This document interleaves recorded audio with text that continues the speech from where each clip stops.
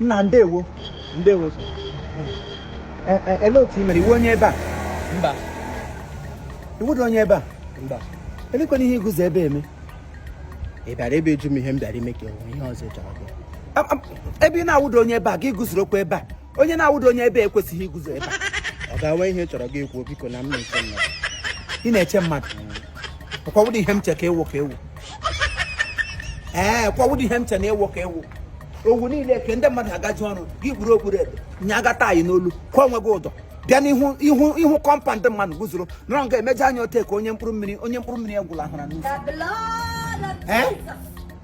ikwe adụdụ onwe gị ọdụ Ọ ga-enwe ihe ị chọrọ ịjụ m gaa jụọ m biko ma onwe ihe ị chọrọ ịjụ m ị gawa n'ebe ị na-aga na. Mike ga-anọkọta m ji onye oshi ajụjụ nnọkọta wee m hụ onye oshi m jụọ ya ajụjụ ka a sị gị na m na-aja ka m na-aja amadị m right and left nnọkọta gwa m hụ onye oshi dị ka m jụọ ga-aja ele ihe ọma ị ga-akụziri m iwe onye oshi iwu ofu asị na nne na nna gị nwere ugwu iche nje ya m dọbụlọla ka ga nụ n'ọdụ Mike webiri m mma enwe onye obiri m ugbu a ele onye nọ na Naijiria obiri mma onye nwere onye obiri mma ị ga-eme ya na-asa anyị ma na obi adịda ime mkparị onwe m ugwu nne na nna gị nwere ugwu ma kparịrị onwe ha ugwu ga mụ onye oshi hand robbery ị bịara guzoro nga apị placenta gị madam biko ewere iwe taa amara gị plasta n'anya oke ka isi ahụ m na-akpọ madam eji ndị nwaanyị n'anya nna m ya wele gị iwe na ị nwere tu speshi nhụtụ madam ma nhụtụ ọga ọ mgbe ị bịara tọn ọma na ihe m hụrụ karịrị m anya ụdị ihe niile ka a na-ekwucha ewele iwe o nna nnọọ ụmụ ndị ukwu ụnụ chọrọ ikwu ụka ụnụ ekwu ụka ụnụ akparịla mmadụ ibe ụnụ awụdụ mkparị mmadụ ọta eme misteki mgbe ị gara aga ihe esi ihe ehi isi mgbu onwe m aga m atagara gị na gota biko enwere ebe m etuge m na nke m ebe ọ bụ ike duru ama imo ọkwa ebe ka m nọ ta nke etuge m na nke sa chief Chibiko onye a gwara ome ka nna ya one of ama imo ike duru ke nwunye ya wụkwanụ Lady Osodieme Vivian onye a gwara ndị ke onye ama imo iru onye n'ebe ị gachara emere ebe ide ya taa ọmụ ha ka m shigbu ebe edochiri ihe nke ahụ nwanne m nwoke ife onye gwara bịa ka m kpụga nga Chibiko bụ nwanne gị nwoke emebekwa Chibiko nwanne gị nwoke nke bi na Texas na-atụbata ngwa ahịa na-eme import and export nke bi na USA na Texas nwanne m nwoke bụ nwanne gị nwoke bụ pasị ikwu election ọnụ ele ihe jikọrọ gị eti n'ugba ele ihe jikọrọ onye nọ ebe na onye na-ebe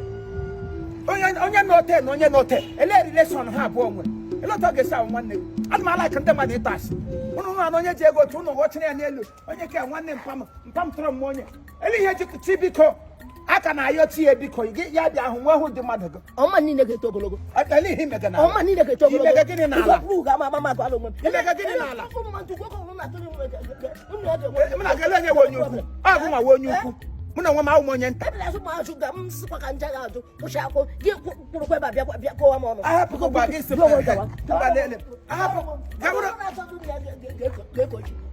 ngwalele ihe ụnọtọ iti shoro nwanne ya ihe nwanne onye ara gawuru onwe gị iwu nkịta ara iwu dị nwanne mmadụ na ajụjụ nkịta ya na-afụ gị n'ahụ akpọrọ gị madam gị ibe akwa akpọgọ ọga ime awọda ebe ịgaje ịgata ihu gị lata azụ mgbe ele n'ụwa gị onwe n'isi your word you go front your word you go back Chibiko ụdị mkpa ọma nwokorobịa ọma seleng boy gbachapụrụ agbachapụ guzo n'elu otu kwụrụ nwunye ya kwa Osodieme Vivian nwaanyị ọma nwere obi sarịsarị hụrụ di ya n'anya hụfee ya ofe enwere ụmụ nwaanyị ndị ọ ga-awụrụ ha sa I don't care ajọ ga-adịzi gị na-ebe akwa iji kwuru ogiri iwe ahụ aga m ata na ga-akwụsị ngoji ọ ga-ajụjụ mụ na gị nwere rapọ amakwana m ihe m ga-asị gị onye ọbụla klem cha ya nwoke mmadụ taa ube de ya kwesịrị iwe special day ngari jam bụ ụzọ jam onye oshi ka abụọ jam onye ara Chibiko nna m Chineke biko n'ebe ị nọ ọwa aha gị Chibiko ya mene gị ebere gosi gị ụzọ ndụ gbaghere gị ụzọ nye gị ọmụmụ nye gị ahụ mgbashi ike gozibe gị finally your wife is a fruitful vine under your table n'okpuru tebụl gị ọhụ ka ọ nọ ihe akwụkwọ nsọ kwuru and your children seed of apple n'ime cupboard fruit environment go ihe ọbụla itigra ka ọ ga-agazi gị. This new year will open more doors for you. Anybody will go claim to be your brother that does not look like you, onye ahụ shipagbuo yo ya kakata ihu ya la ọkwaazụ ihe a aga elogo my brother, aga elogo Chief Imo worldwide and my crew. We wish you happy birthday. We say may your day be long, may your day be long. Onye ọbụla si day ga-agada dị long ka ihe dị short ka nwoke a n'aha Christ. Amen.